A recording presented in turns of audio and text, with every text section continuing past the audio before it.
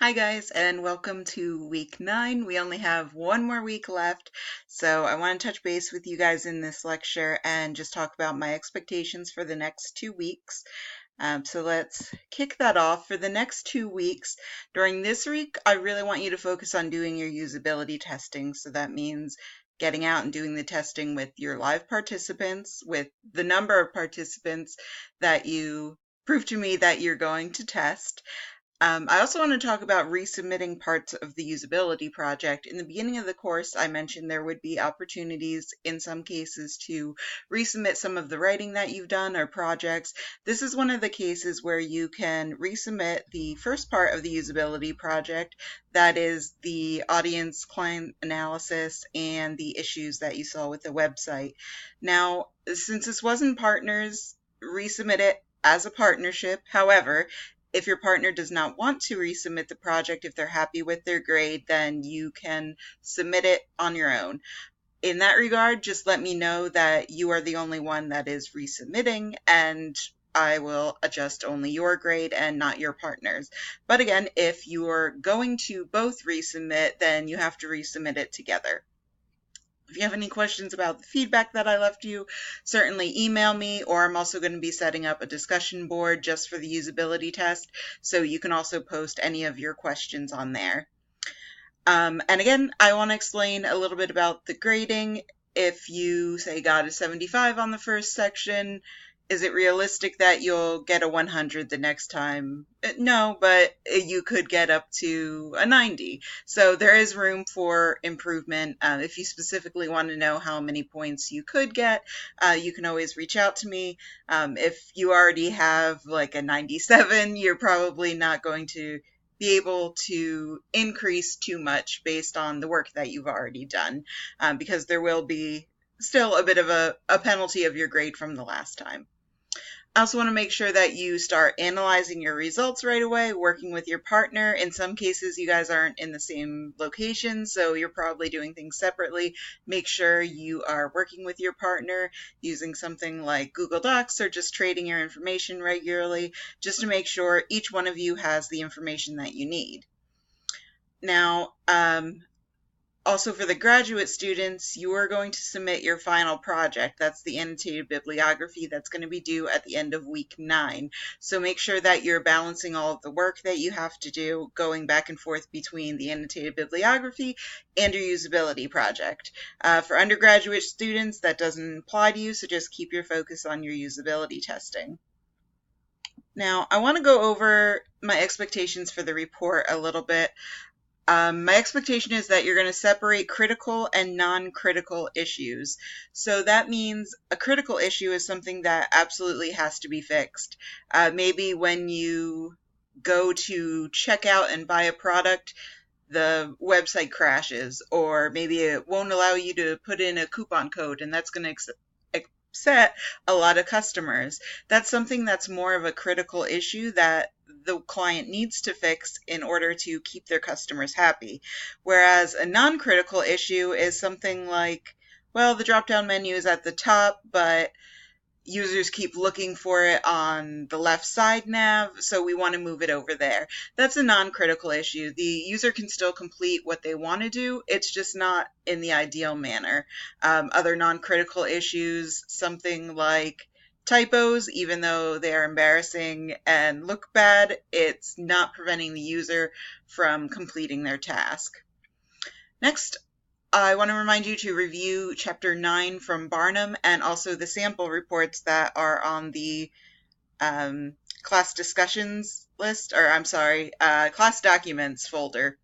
That's in the left side nav, and you can go there and take a look at some of the reports and what my expectations are. There's also an example in the Kimball and Hawkins book. Now, for length, it's going to vary depending on your group and also depending probably on your group size. Some of you are groups of 2, some of you were groups of 3. My expectation is around 15 pages. I think in a previous lecture I said 17 is not abnormal. 17 pages seems like a lot, but as I said before, there's spacing, there's formatting. At some points you're going to be just submitting lists to give your information. So it's not something that's overwhelming. And you're also summarizing the feedback that you've gotten at this point. So that's going to take room in the form of a table. So those pages are going to be filled with content regardless.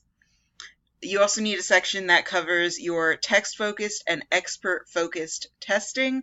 If you need any clarification on what those mean, you can see the Shriver article that's in our folder, or you can also go to the regular Ask Your Professor discussion board, and you can see a response there that I listed to another student. So text-focused is usually something like a computer program that might check for spelling errors, whereas expert focus is handing it over to an editor or a subject matter expert or even a coworker for some testing. Also, you must create consent forms. There are examples of these, and don't in this case recreate the wheel. You can reformat what is already there and tweak the language to what you need. It'll mention if the person gives consent to being video recorded or audio recorded. Whatever process you're using to record that person, make sure that you're asking for their consent.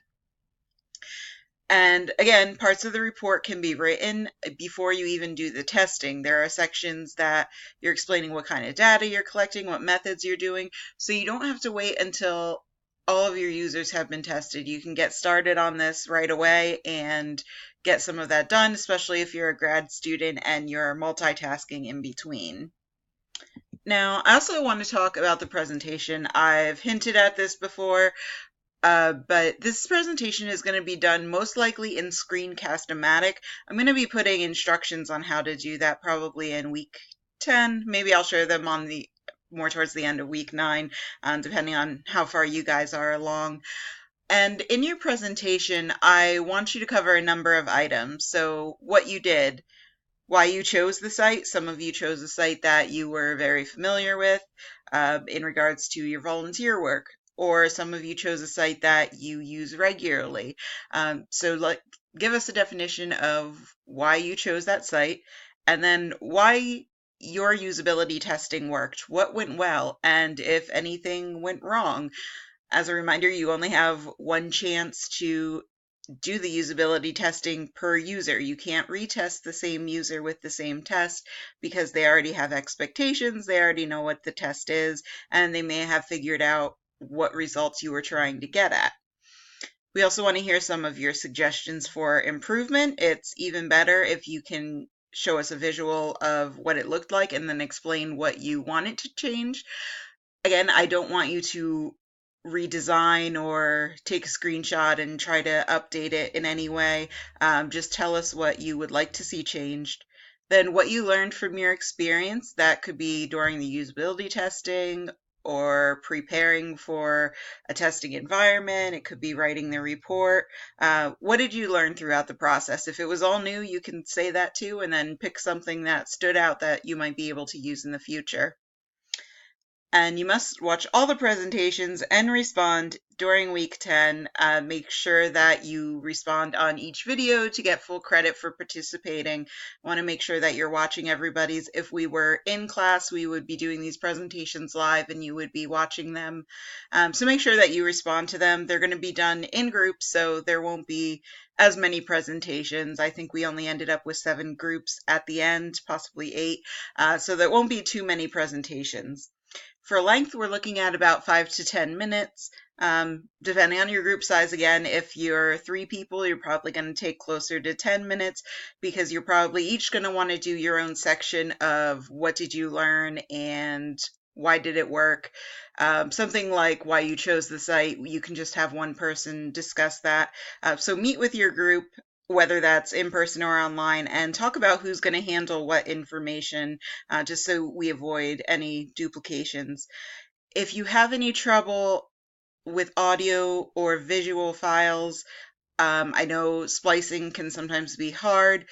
Let me know and we can do it in separate files. In that case, you're going to submit multiple files. I know not everyone has the editing software available. Screencast-O-Matic has an option for that, but it's in their paid section, and I don't want you guys to have to buy any software. So If that's the case and you have no way to put the videos together or splice them together, then just submit the 2 or 3 files individually and let us know what order they should be played in. So label it 1, 2, and 3, or however many pieces you end up having.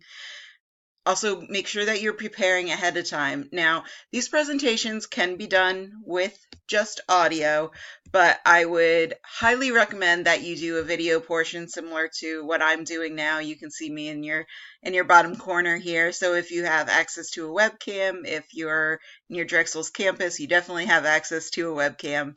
So I highly recommend that you go and take this option so you can feel like it's more interactive. You're building your own presentation skills for your other classes, and it just gives your classmates a way to associate a face with a name, which is always great.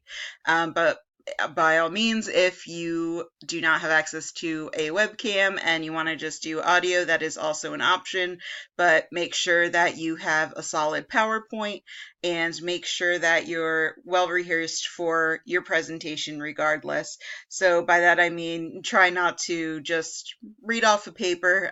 Even when it's audio, you can tell when someone's doing that. As I mentioned in other lectures, when I didn't want to get something incorrect, I was reading off a paper, and I noted that to you because it's always very obvious when someone's reading off of something.